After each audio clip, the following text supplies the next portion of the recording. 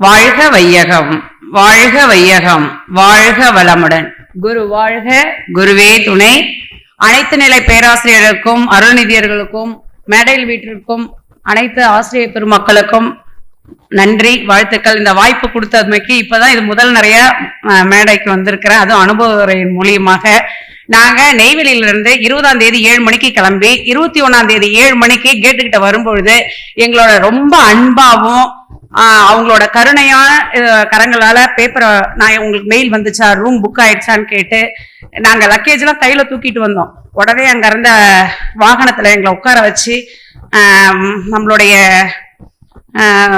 அமைதி இல்லத்துல கொண்டு வந்து விட்டு அங்க உடனே நாங்க குளிச்சு ரெடியாகி இங்க வர்ற வழியில நாங்க பேசிட்டே வரோம்.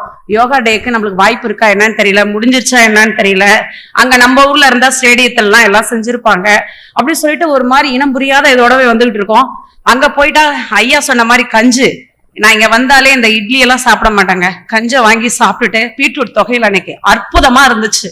அதை முடிச்சுட்டு இங்க வந்தா எல்லாரும் எல்லோ கோட் போட்டுட்டு உட்கார்ந்து இருக்காங்க. என்னடா எங்க தோழிங்கிட்ட கேக்குறேன், நமக்கு கிடைக்குமா வாய்ப்பு அப்படின்ற நேரத்துல 2 இடம் இருக்கு அப்படின்றாங்க. நான் வந்தேன், நம்ம வீடு தானே, நம்ம அப்பா வீடு. நான் வந்த 2 கோட் எடுத்தேன், என் தோழி கிட்ட கொடுத்தேன். இல்ல என்னால முடியல, இன்னொரு தோழி கிட்ட கொடுத்தேன், நீங்க செய்யுங்கன்ட்டாங்க. நாங்க 2 தோழிகளும் கடைசியில போய் உட்கார்ந்தோம். இந்த வாய்ப்பு கொடுத்தமைக்கு என்னோட நம்ம குருநாதருக்கு நன்றி சொல்றேன்.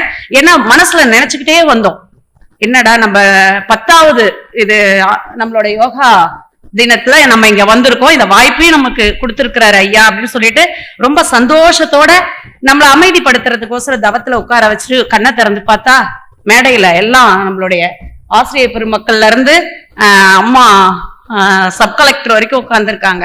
அவங்களுக்கான வேலைகளையும் ஒதுக்கி இங்க வந்திருக்கிறதா சொன்னாங்க.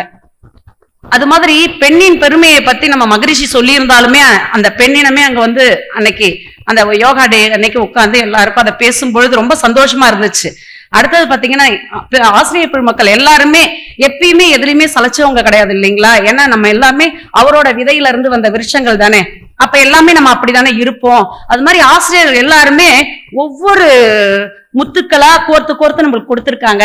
அதை நம்ம என்ன பண்ணணும், நம்ம உலக அளவுல கொண்டு போகணும் இந்த வேதாத்திரியத்தை.